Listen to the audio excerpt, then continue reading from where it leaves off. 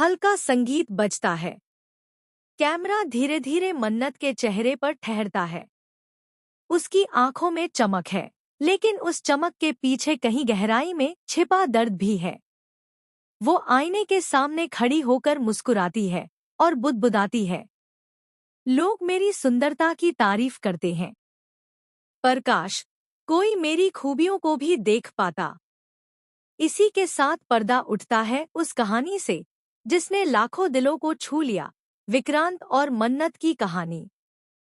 लेकिन अब उनके सफर का अंत करीब है और एक नई दास्तान की शुरुआत होने वाली है। शहर में हर तरफ शादी की खुशियां हैं।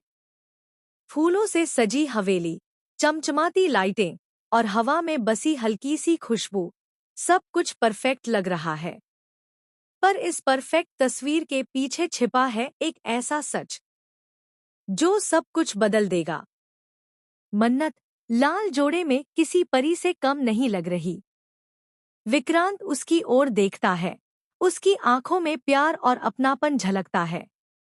लेकिन किस्मत को कुछ और ही मंजूर है, क्योंकि इसी शादी के मंडप में एक ऐसा राज खुलने वाला है जो सब कुछ तहस-नहस कर देगा। विशाखा का सच। शादी के मंत्रों के बीच अचानक किसी की आवाज गूंजती है, विक्रांत, रुक जाओ। सबकी नजरें घूम जाती हैं दरवाजे की तरफ। वहां खड़ी है विशाखा, आंखों में आंसू, हाथ में एक पुरानी तस्वीर। वो तस्वीर जिसमें विक्रांत एक छोटे बच्चे के रूप में उसकी गोद में है। ये सच जान लो, विक्रांत, विशाखा की आवाज कांपती है, मैं ही तुम्हारी असली मां हूं। पूरा हॉल सन्न रह जाता है। विक्रांत के हाथों से वरमाला गिर जाती है। मन्नत की आंखों में सदमा है, नीतू के चेहरे पर डर। रोनी और नीतू पूरी कोशिश करते हैं कि यह बात आगे न बढ़े, लेकिन अब सच्चाई का दरवाजा खुल चुका है। दूसरी ओर कहानी का एक और मोड़ पनप रहा है।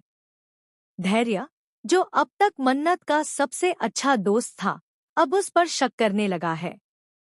उसे लगता है कि मल्ला, जो हमेशा से मन्नत की हमराज थी, उसके खिलाफ कुछ बड़ा प्लान कर रही है। धैर्य की नज़र अब हर वक्त मल्ला पर रहती है।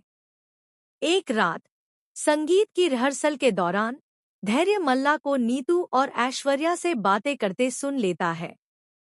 तीनों किसी योजना की बात कर रहे होते हैं जो आने वाले दिनों में मन्नत की जिंदगी को पलट देगी। ट्रेजिक ट्विस्ट, मौत या मुक्ति। शादी के कुछ दिन बाद मन्नत और विक्रांत